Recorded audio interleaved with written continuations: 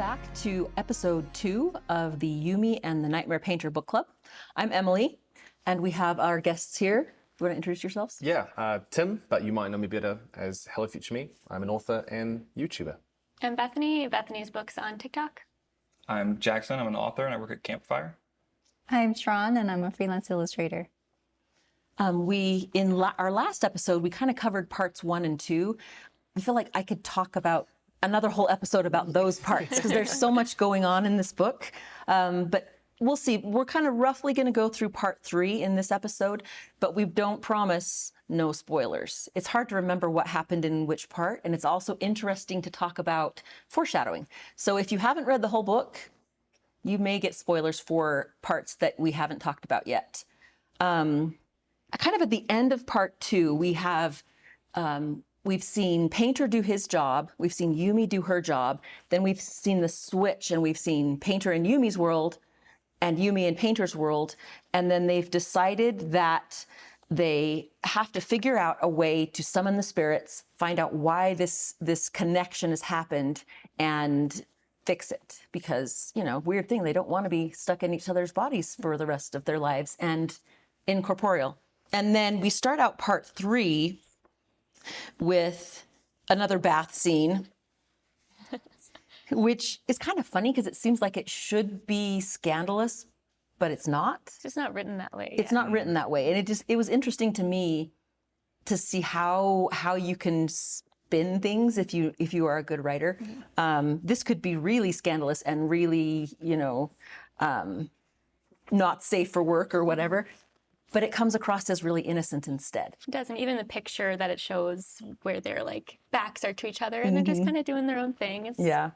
Because at first it was like a tiny bit uncomfortable, like the very first time that they go. And then every time after I'm like, oh yeah, we're at the bath. Oh yeah. And it did feel pretty natural and it didn't feel, like you said, weird. I thought it was nice that he did acknowledge in these, they would kind of, every once in a while, kind of sneakily, do a little glance or whatever. Mm-hmm. And it felt human and natural to the human condition, right? Mm-hmm. Where it's like they're being respectful and he's not, he was ogling at design and Hoyt outright says that, you know. Mm-hmm. But it wasn't quite the same thing with her. It was sort of like this mystery. They were both very unexperienced in relationships and romance and everything. And so I did like that aspect. It wasn't like it's not like these are perfect people who, can totally avoid that temptation of a quick glance or whatever. Mm-hmm.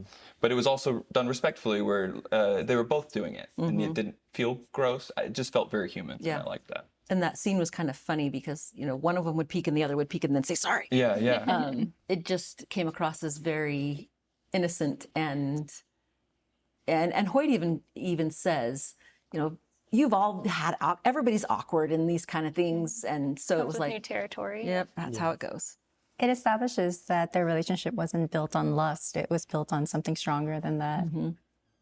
I can't remember if it's this time. There's a lot of scenes of Yumi teaching Painter to stack rocks. There's a great line where she's speaking to Leon, and she says, I cannot explain what has happened to me. It is as if another soul has taken residence inside me and it has lost all ability to stack, which is completely true. But Leon's like, oh, okay, yeah, all right.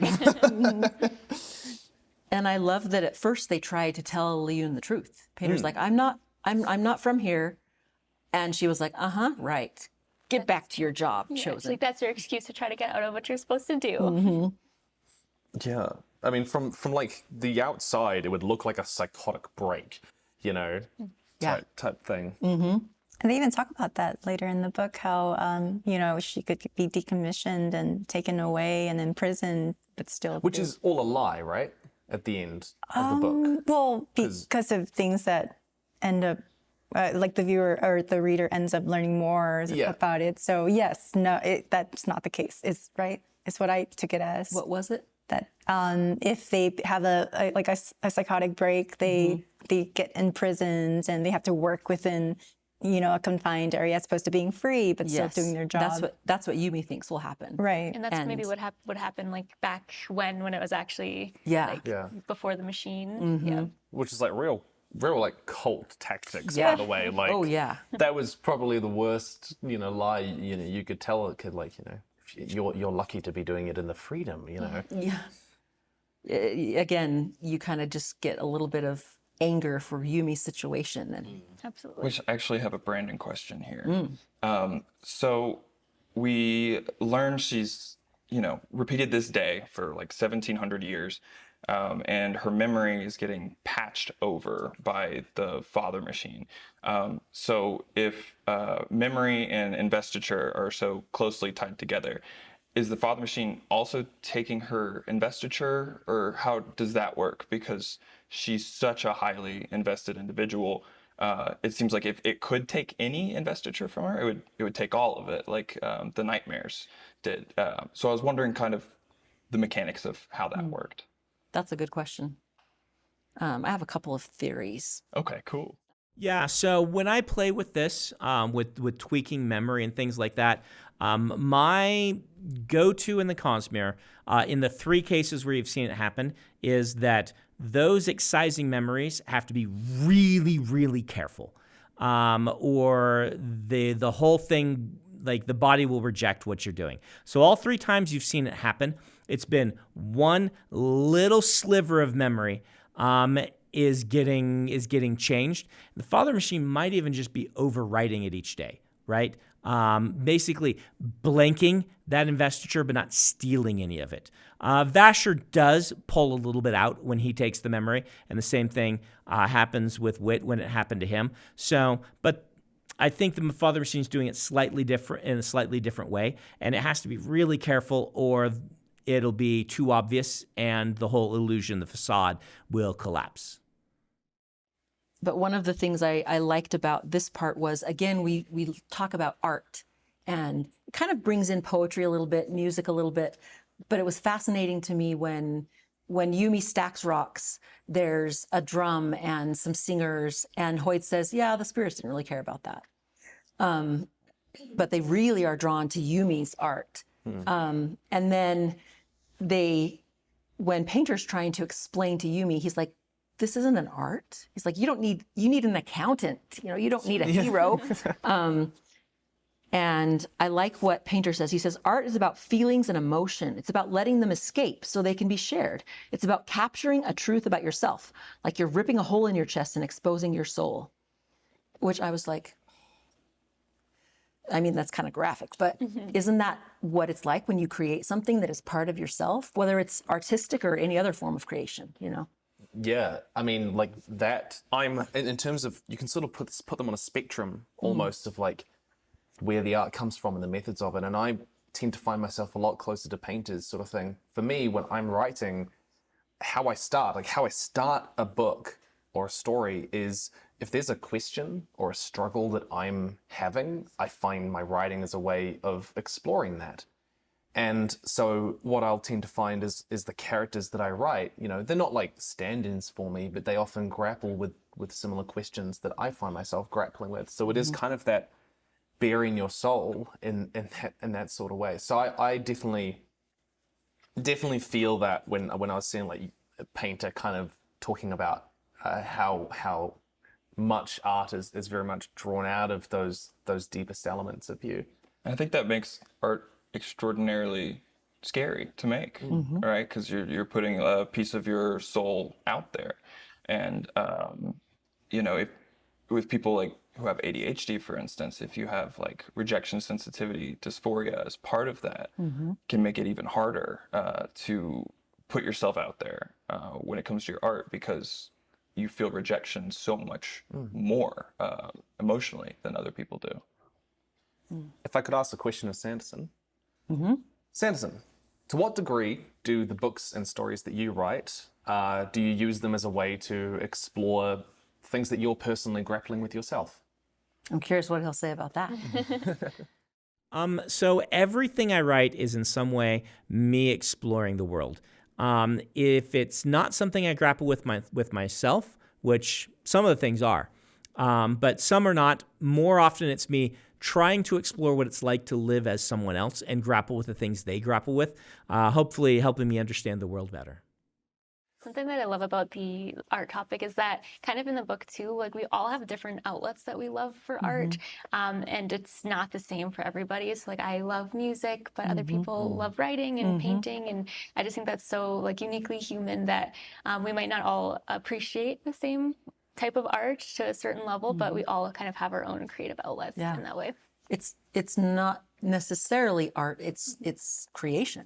It's creating something. And I my VP who helps with finance, she makes beautiful spreadsheets. I mean, these are gorgeous spreadsheets. I love a spreadsheet. And I am not good at that, but I can definitely appreciate everything lines up and these numbers, you know. But if you're ever convinced that maths can't be an art, ask a person who's into spreadsheets. You know, I had this friend like sat me down and showed me like his 3,000 page long like spreadsheet that organized the court system in my city. It was incredible. But sorry. Oh, I was just gonna say, and I love that at the end of the book where he says one of the professors, what are they, the inventors? One of them says something like, "This was our art," you know, that they made this machine, this robot, and I love that because we don't usually think of like coding and that sort of thing as art, but like you said, it absolutely is. There's so many mediums for it. I mean, video games are art, and yet they are so fundamentally based in maths. You know, you strip back the art, like the beautiful visuals, and what is it? It's like 3D renders and stuff.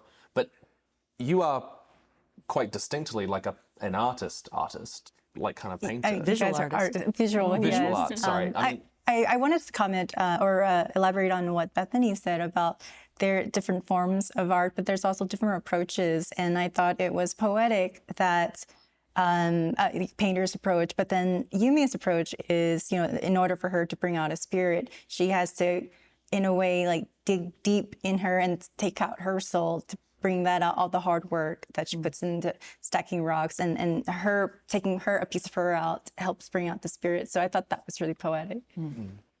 There's a part, it's actually in the earlier part, but I love this.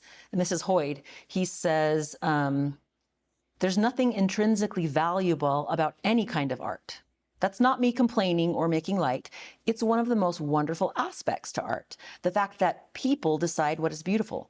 We don't get to decide what is food and what is not. Yes, exceptions exist. Don't be pedantic. When you pass those marbles, we're all going to laugh. But we absolutely get to decide what counts as art. And in my mind, I imagine, you know, whoever he's talking to in the story having seen like, that looks like food.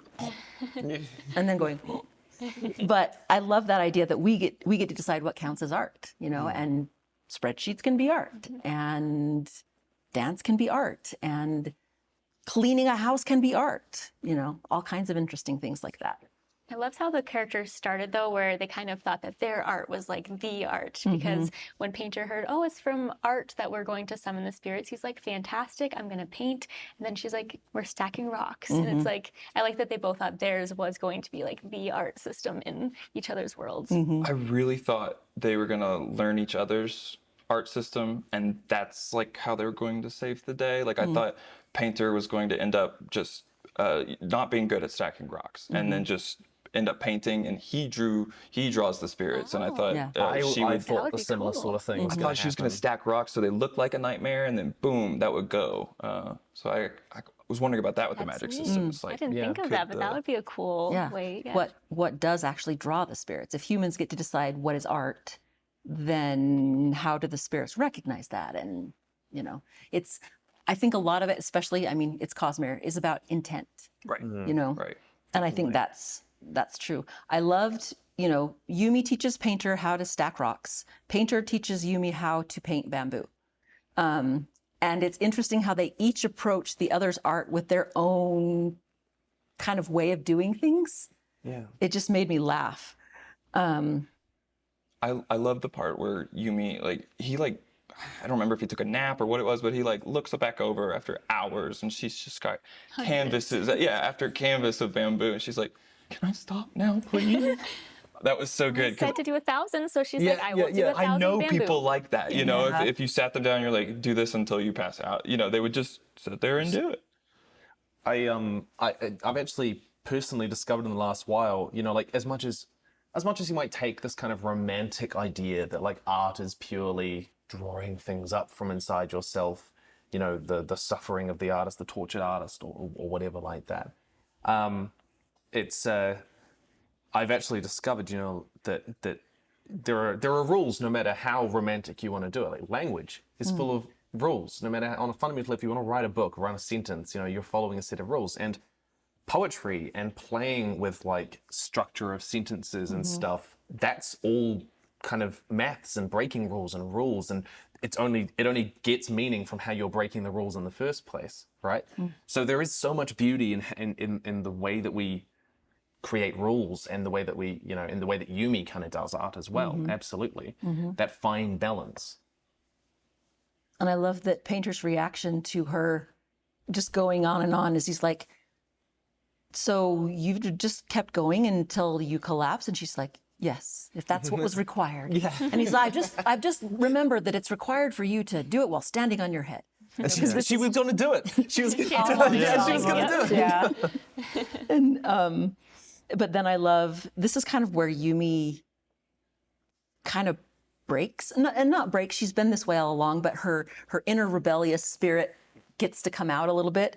I love it because it says, she rose to a kneeling position and met his gaze, feeling a frustration that she should have been able to control. You, she said, are not treating your position with its due respect. My world, he said lightly, my rules. Your world, she said, is lowly stupid. I'm taking a break. And she sounds like Liyun there. Yeah. Yeah. Yeah. Well, and this whole time, she's trying to be Liyun teaching Painter how to stack rocks. And I'm just like, Yumi, no, don't Yeah. give But in to the... It's the only way she knows, too. It's the only way she's ever been taught, I assume. She's probably never witnessed anyone else learn it a different way. So it's all, yeah, as you said, all she's ever known. She never even had like that parent relationship of like a parent gently guiding you, or like or turning you loose and letting you make mistakes. Yeah, letting you discover who you want to be. So one of my favorite images in the whole book is this Painter teaching Yumi how to paint bamboo. That is my That's favorite in this. as well. Is that yours? It's fantastic. Yep. Yes. I don't know. We can probably cut to a shot of the actual painting, but I think that's where they really start to connect, is when, you know, that you talk about, if you want to know someone, then walk a mile in their shoes or whatever. Yeah, try being in their body. Yeah. But they start to connect here when they are like, oh, I can still be myself in this world, in this, with these rules kind of thing.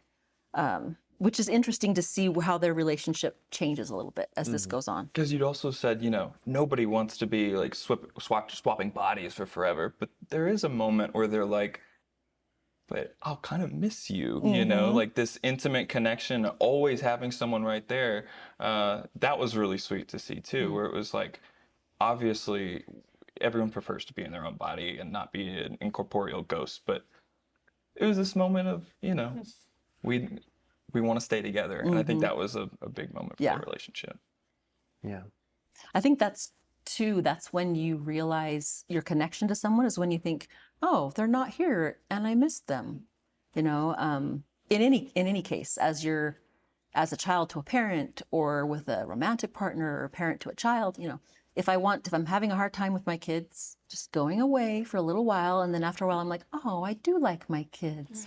And that's a big connection, I think, when you're like, oh, I am myself, but I feel better with you there, you know. I think kind of it's an fun interesting. to like watch their relationship progress to that, because at the beginning, I mean, of course, they don't even know each other, but they would kind of get upset over really small things, and like Yumi was very quick to kind of freaking out about things, and like you're telling untruths and things. But then later in the book, she's so understanding about different things that she learns about his past, and it was fun to watch that progression and their relationship kind of build in that way.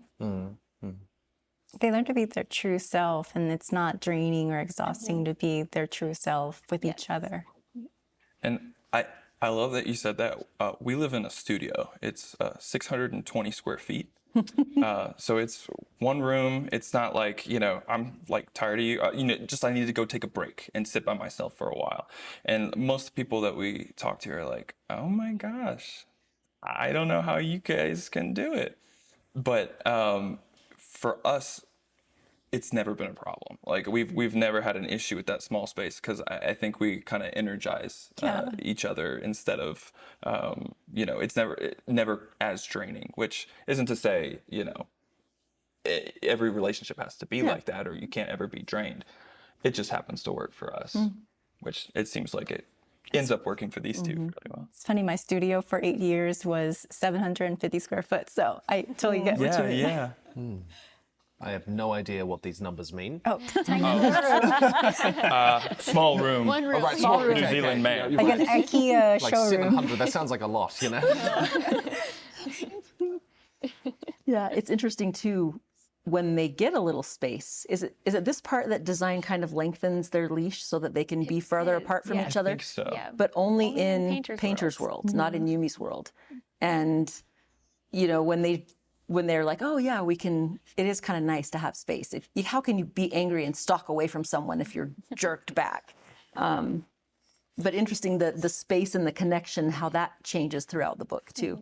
Because also like they get jerked back at the beginning, so they have to communicate with each other, or they have to at least sit there and feel the other person mad at them. So it was another one of these places where it was a great building block for their relationship that they either had to sit there and work it out because you're handcuffed to each other, or and then later on when the leash gets kind of lengthened. That was, I think, another good step for their relationship because it taught them both, okay, but it's okay to need space and it's okay to have to go apart and be your own person. I think that's cool that it shows that both are like a good approach. Like it depends on the situation. Sometimes you do need to talk it out and like figure out the issue then and there, but sometimes you do need to like walk away from it and like think about it yourselves and you're not as heated in the moment. You can step away and then come back when you're ready to like talk about it then. I thought that was cool. I was trying to think if there are other stories or movies or anything where it's, and I'm sure it's kind of a trope where a couple who doesn't like each other is connected. They have to stick together. One of the ones I think of is in The Emperor's New Groove, when Pacha and Cusco are tied to a tree together. No, it's when they have to work together to climb up the kind of the crag and the rocks. And, they learn that working together, but that's kind of an interesting thing. In most cases, we choose people we want to be connected to, but not always. We have coworkers, we have children that we may or may not always feel connected to. And then, but that like, we are family, we are connected in a way that we're not willing to break. So we got to make this work. And they kind of hit that same point, There's a beautiful moment in this part where Yumi thinks that Painter isn't paying enough attention and isn't actually trying, and then she realizes that in his own way he is learning how to stack rocks, and she felt really gratified by that, and I really loved that moment. There's kind of connecting how the two relate to each other and the sort of the different ways they do art. There's this passage on page 211 where Yumi's like, you've got to learn about the rocks. And he says, center of balance right here when holding on the side. He says, shadows cling to this dimple here, and the grain goes this direction here, rougher near the top, creating tiny jagged shadows. It's not quite oblong. Shadows pull in the sides like a waist.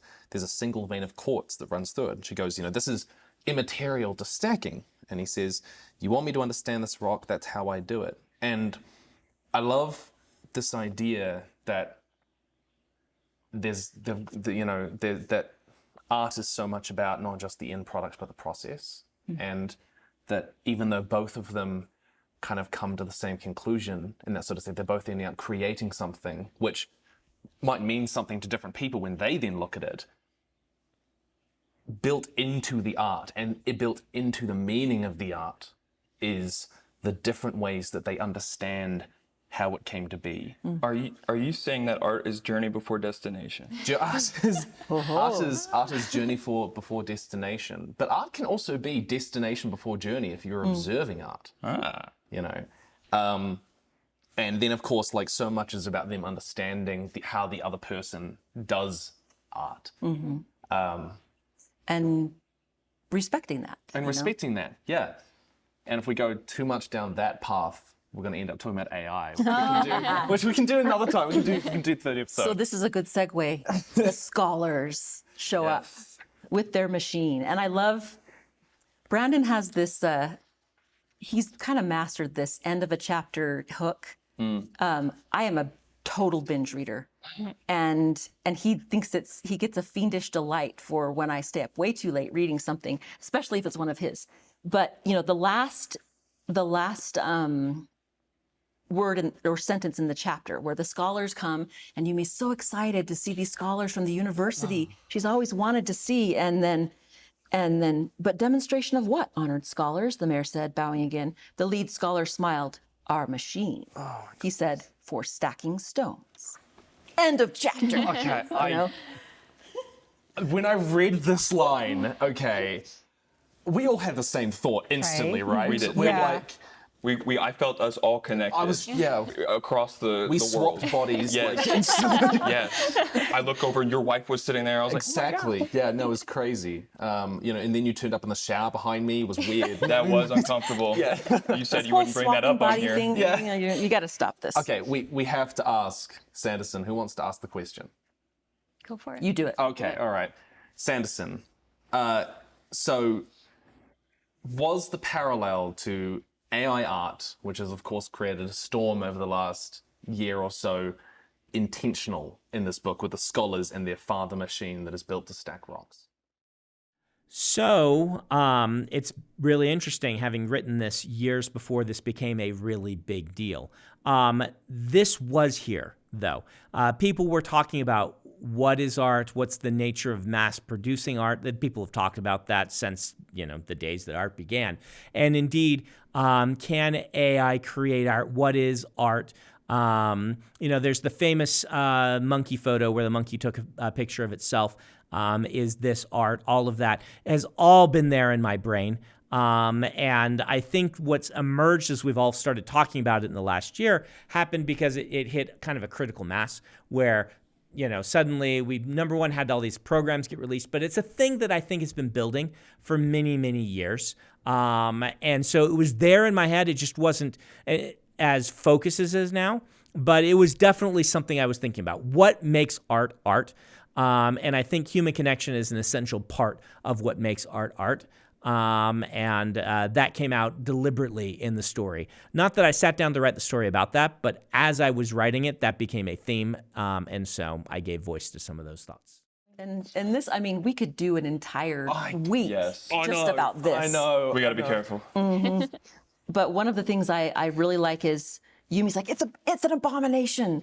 And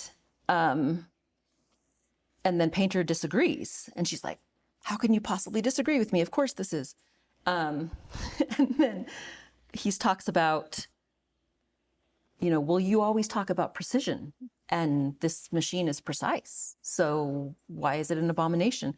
And then I love her response. She breathed out through her nose, then folded her arms. I forbid you to find irony in this situation, Painter. He raised his eyebrows. But only in my world, she added with a nod, where my rules apply.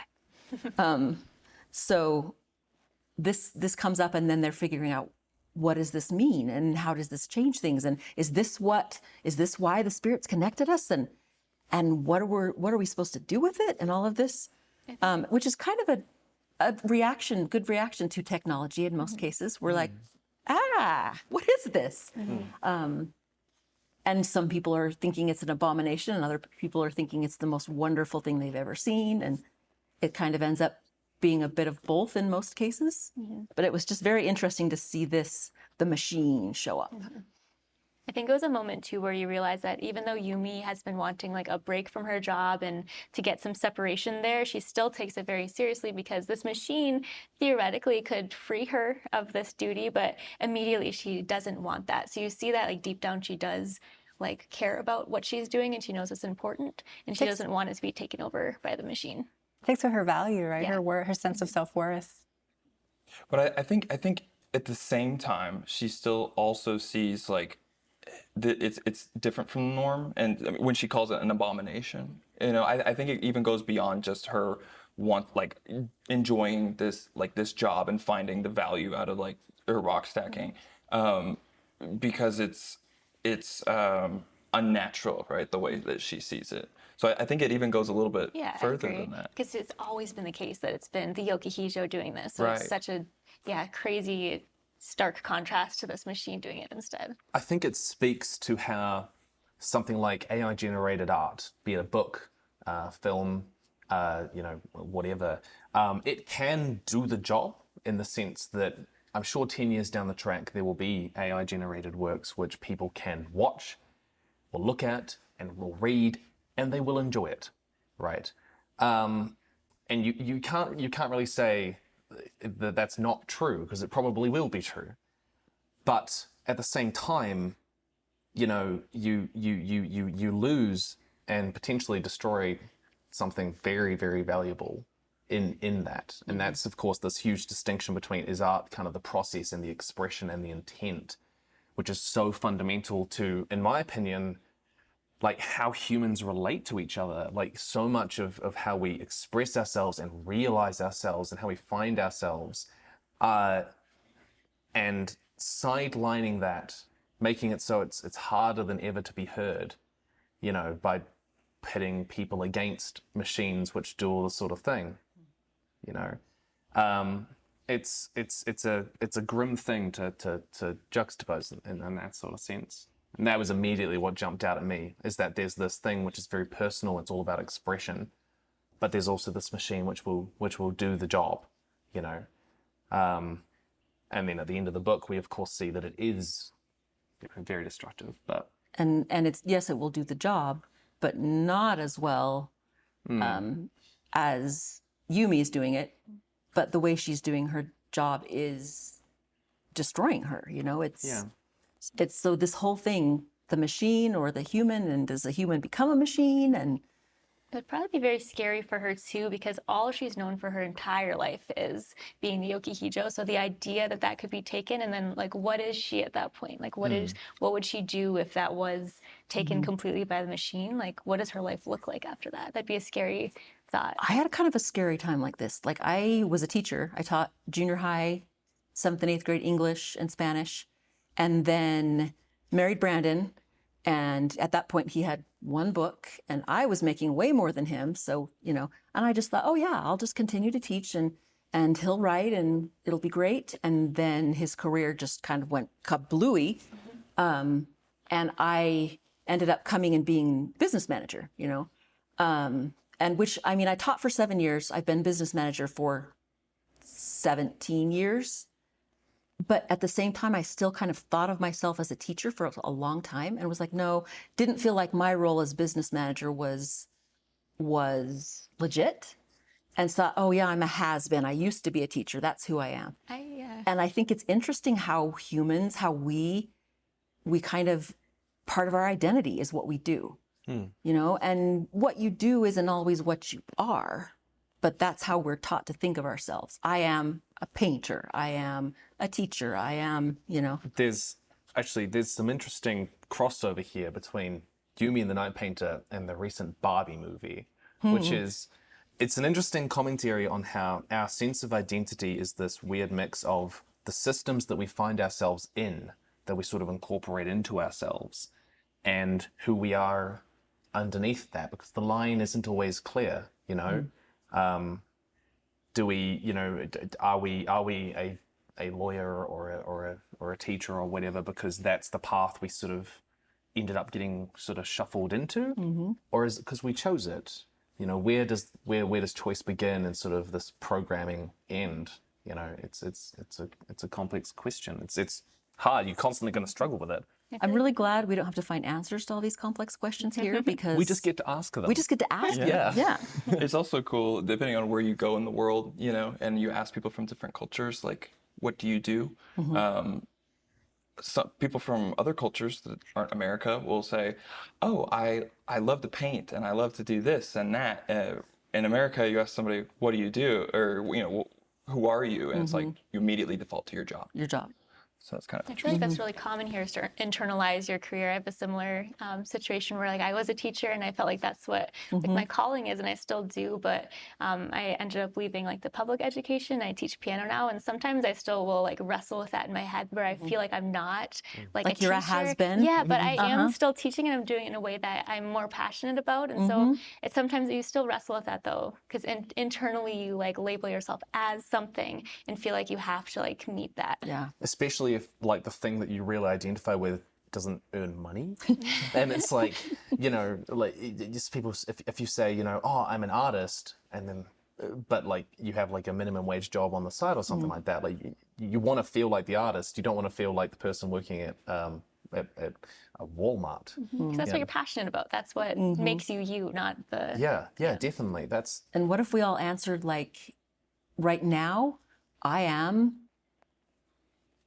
a unicorn, you know, I don't know, whatever we felt like at the moment. Right now, I'm a mom. Other days, I am a sister. Other days, I am a reader. Some days, I am, you know. Yeah. I think that's something that everyone can do better about, is being like more flexible with yourself and not boxing yourself into something, and knowing that you, throughout your life, you're going to change kind of like who you are to the core. And I think that's like a cool part of life, is seeing all those changes. Yeah, totally. And I think to connect this to the kind of AI art discussion, Topic.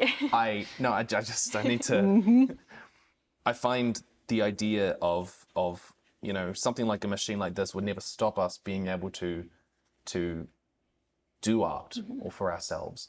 But a world in which we cannot be heard or seen over the sound of the father machine is a terrifying one to me, because the father machine, it takes all of the attention, you know, in that sort of sense. And so much of art is, it's a personal thing where we don't necessarily share with everyone, but it's also something we use to communicate with others and to relate to others.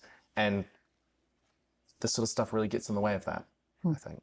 I just want to do a quick comment on, I thought it was refreshing that the father machine was the adversary, because I was expecting more like a villain, like a wicked human, but to have the enemy be someone that doesn't really have a innate wickedness or like evil. It's just functioning because it was made to do this. Just a quick reference, there's this really amazing book called Antisocial, and it's about a New York Times journalist that does research on how social media has really influenced a particular election. And in a part of the book, he interviews the executives from Twitter and Reddit, and he asks them, you know, you've made this wonderful platform that has brought so many people together to create meaningful conversations, but now, like the father machine, it's become a monster. Have you thought about how you would deal with the repercussions? And it's so far has left like unanswered. So I really enjoyed that parallel. Yeah. And the father machine, like you said, is not inherently evil. No. And I love that about it, because I think sort of has implications for the wider Cosmere in some ways, because the father machine is awakened similarly to Nightblood, as I understand it. So Nightblood was also given, like, you know, a direct command, like, this is what you do. And Nightblood is supposed to fight good or evil. It fights evil, but it doesn't have a good understanding of what like good and evil is all the time.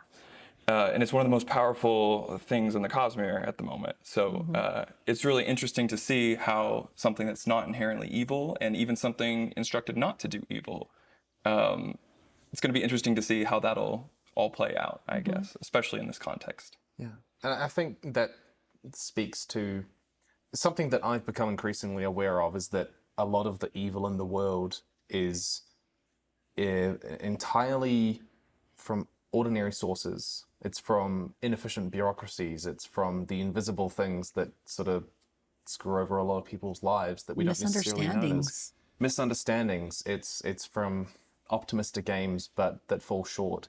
From human failures and human disconnection, you know, because there is, you know, I mean, we don't have a dark lord in the real world, I guess, to fight in the flesh, you know. Yeah. You could be him. Nobody's stopping. Oh my God. We only have a few minutes left, and I want to talk really quickly because a lot of plot stuff happens in this chapter. Yes. Yumi goes to the noodle shop, and is all of Painter's friends come and get her for an intervention and take her to the noodle shop, and she gets to know them a little bit. And I think all of the things we've been talking about happen as all of these plot points go on. But then there is where Yumi sees a nightmare for the first time. And then one of my favorite parts of the whole book is the carnival. After the nightmare, and kind of feeling that, that fright, then, maybe the carnival was before the first nightmare, and then the second nightmare that chases them. That's after the carnival, right? I believe so. I can't remember. In any case, here are these big events, and they all bring along the plot and also add to the things we've been talking about. Is, like the nightmares. Are they evil? Are they not? What are they? How are they made? All of this kind of stuff. And then the connection that Painter and Yumi feel at the carnival. I wonder, is this another trope? I seem to have seen other movies or other things where it's romantic to go on the Ferris wheel at the carnival. That is a I'd say thing. so, yeah. Yeah, that's definitely appeared before. I'd love to talk for a minute about the intervention that you were talking about, where Yes. they were sitting her down to tell her all of Painter's secrets and how he deceived them and how he's not who she thinks he is. And I loved watching her character develop to the point where, instead of being kind of inflammatory like she was in the beginning, where she would react first, she You kind are of a liar. Yeah, untruths. No, here she took a step back and she went back to his apartment and was looking through his art, and she met him with so much grace in that moment. He expected her to be so upset about it, and she kind of made it seem like of course that was a huge mistake and he shouldn't have done that, but he's still more than that, as a person. And I really liked that moment for both of them. Yeah, that was wonderful. I feel like he filled in the grays for her. Before she met Painter, she was either black or white. There was no middle ground. And then as she gets to know Painter more, he fills in the gray area for her. That was awesome. You nailed that. Yeah, that was Color fantastic. scale. Yeah. God. Yeah. The foreshadowing with Leung being the monster was also there, and it was great. Yeah. Going back and reading again, she's almost 11 feet tall, standing. It was a her and the outline of a shadow. I was like, it was right there. Yes. And then it was also great because her nightmare shape is sort of lupine, like a wolf. He's the boy who cried wolf. His whole thing is lying. He lied the whole time. So that connection for me, I was like, he got me again. Yeah, he I always didn't does. see it coming. He always And after does. you see it, you're like, Yeah. And then I actually have a quick question for Brandon, if that's okay. yeah. So I know everybody in the comments has probably already told me on the last episode, but in this part, there's a drama, and it has a Heian sword in it, because I was complaining about there wasn't a laser sword. Is it just for the drama, or can Heian sword be real, please? We'll make you one. There are Heian phones. Painter doesn't have one, but so there is a way to disconnect Heian in some way. I don't know how it works. Magic. I was grateful. I was grateful he didn't get into too much of the specifics on that. Yeah, you could do a whole thing about really how could. this magic system and how it works. So yeah, internet, go crazy. Let us know your theories on how this all works, and then Brandon will say, yep, that's exactly what I meant. Yeah. Thank you for doing the work for me. I love, I don't know, like I say, so much going on here in a lot of different ways. The big thing that ends at the end of this part is you have the day star. That in Yumi's world, you have the sun, but you can see this star. And in Painter's world, you have one star in this completely dark. And the people have thought, they figured out a way to go there. And from the very beginning, Painter thinks, that star up there when he's on Yumi's planet, that's my planet. And he tells Yumi, that star up there, that's your planet. But at the end of this, the explorers actually go to the planet.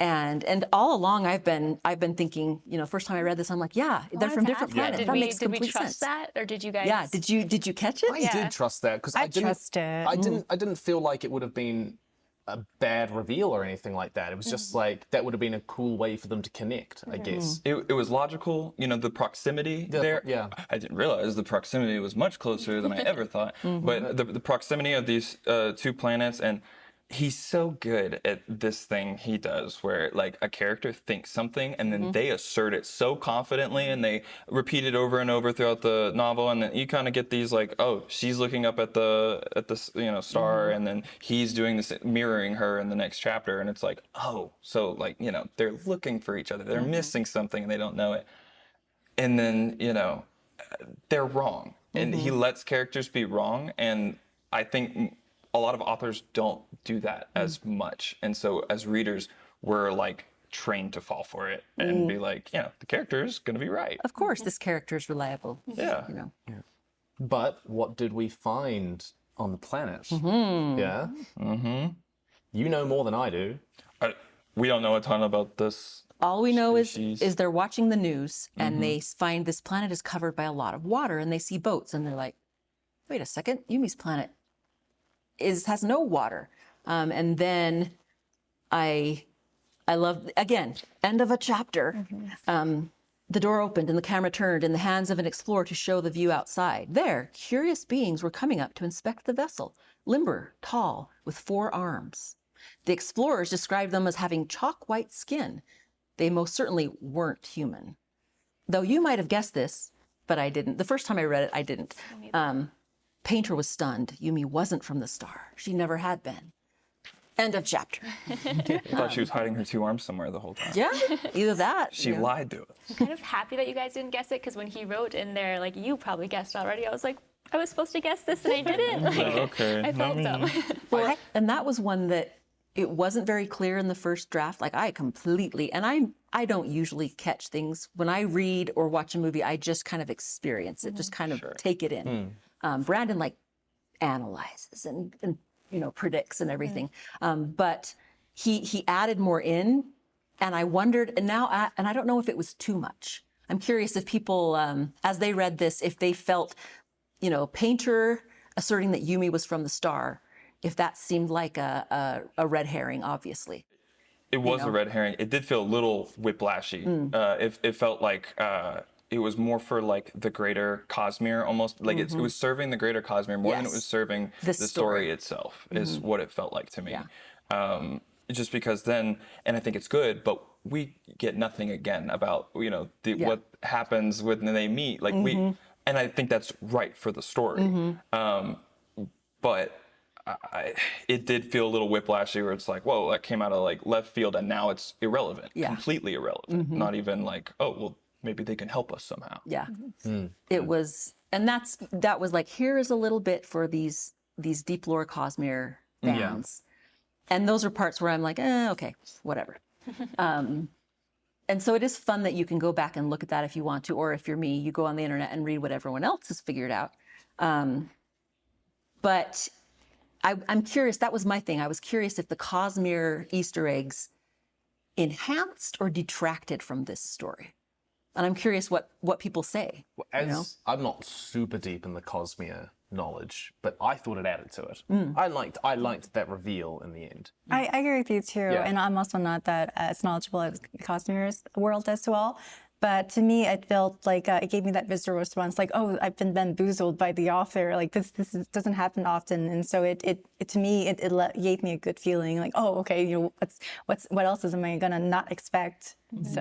I think they're so fun too, because I am newer to Cosmere, but it's fun to start reading books and see the Easter eggs and for it to make sense. And so it's so fun to like know that when I read future ones, like they're all connected, and I'll keep seeing those connections more and more. I enjoy that a lot. It's kind of being part of a secret club. Yes, yep. And I think Brandon does a good job of making it, I don't know, better sometimes than others, because it can be overwhelming. You think, wait a second, there's this huge, I just want to read a book. But I think if but you're you a can kind of reader- enter at your level, I think. Yeah, if you read this and you hadn't read any other Cosmere, it doesn't, like, I don't think you'd be stuck on things thinking, like, how does that make sense? It's things that make sense if you've read the other books, but that still doesn't, like, detract from the story if it is your first. You might be a little confused by why Hoyd is there for the first That's place, but you know. Yeah. Not sure Hoyd knew why Hoyd was there. But to your point, you're asking about these Easter eggs. A lot of them didn't take away. Obviously, I know a little bit more, and so he's referencing like slower than Charles or something. It's like, okay, I'm on board with this. But the times that it did feel again like it was serving the overall Cosmere more than it was serving the story itself, which feels a bit like a disservice to this story. One of the examples is his friend. I can't remember her name. Akane? Her name starts with an M. Masaka? Was it Oh, Masaka? Masaka. Her and introducing that and that element, it was important to the story because they needed to have her so they could go out into the shroud. But I almost think it was I would think, and I'd be interested to hear what you guys have to say, but I would think that would have been really distracting trying to understand the concept of what this creature is and what it is doing with no background, because it's not exactly foreshadowed. She's kind of odd, but so we all are odd. Yeah. So I'd be interested to hear from you guys, like, was that weird when Masaka was like, yeah, I send out my scouts throughout the planet, and that's how we have the information so we can find.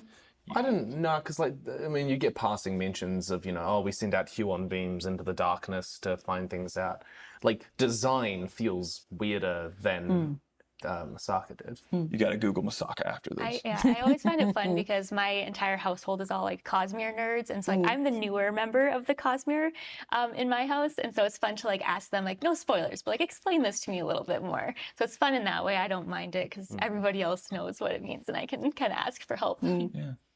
Yeah, and that's been Brandon's concern all along, is how do I create these cool Easter eggs and this fun inside club, but not exclude people? And like I say, depending on the book and the situation, I think sometimes he manages it better than others.